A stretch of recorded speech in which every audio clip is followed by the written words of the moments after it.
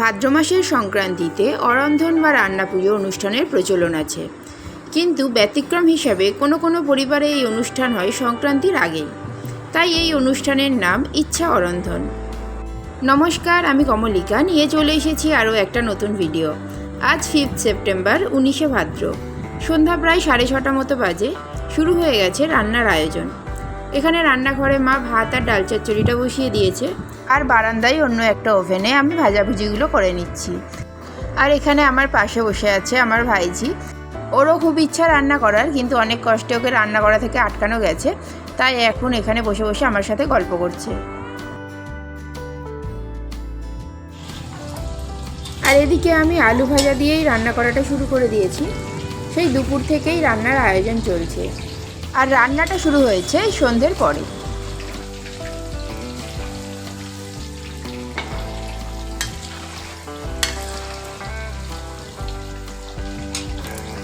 রাত 10টার মধ্যে বেশ কিছু রান্না হয়ে গেছে। চলুন দেখিয়ে দিই কী কী হয়েছে। এখানে ভাতটা হয়ে গেছে, এছাড়া আলু ভাজা, কুমড়ো ভাজা, আর তার সাথে নারকেল আর এই ঢ্যাঁড়স ভাজাও হয়ে গেছে।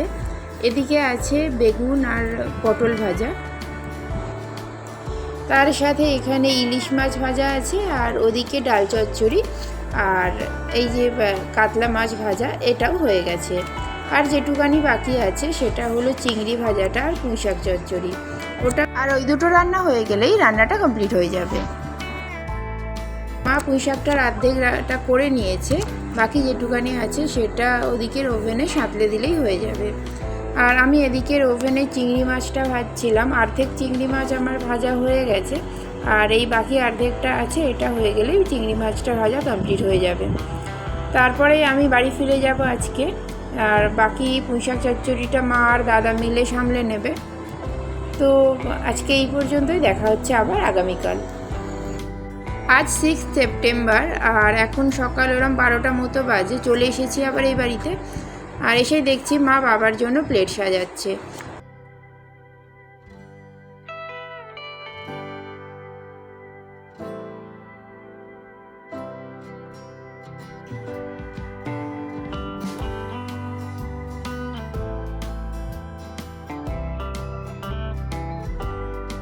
পান্তা ভাতের সঙ্গে এই প্লেটটা কাদের কাদের পছন্দ অবশ্যই কমেন্ট করে জানাবেন।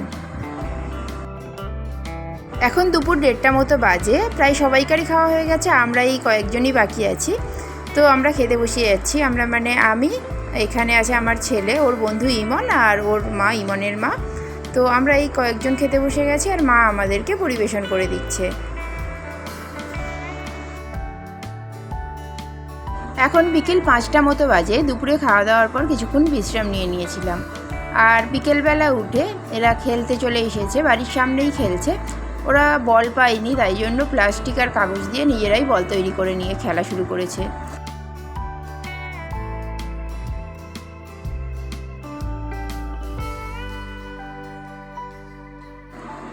আর খেলতে খেলতে ওদের সেই বলটা আবার হারিয়েও গেছে। কিছুক্ষণ ওরা খোঁজাখুঁজি করলো, কিন্তু বলটা পাওয়া যায়নি। তাই এবারে ওরা ব্যাঙাচি তৈরি করবে পুকুরে। চলুন এবারে কিছুক্ষণ ব্যাঙাচি দেখে নিই। ভিডিওটা আজকে এখানেই শেষ করছি। ভিডিওটা কেমন লাগলো অবশ্যই কমেন্ট করে জানাবেন। ভালো লাগলে একটা লাইক করে দেবেন, আর আমার চ্যানেলের নতুন বন্ধু হলে চ্যানেলটা সাবস্ক্রাইব করে পাশে থাকার অনুরোধ রইল। আজ তাহলে এখানেই শেষ করলাম। দেখা হবে খুব তাড়াতাড়ি পরবর্তী একটা ভিডিওতে। সবাই সুস্থ থাকবেন, ভালো থাকবেন, আর সাবধানে থাকবেন। দেখা হবে খুব তাড়াতাড়ি।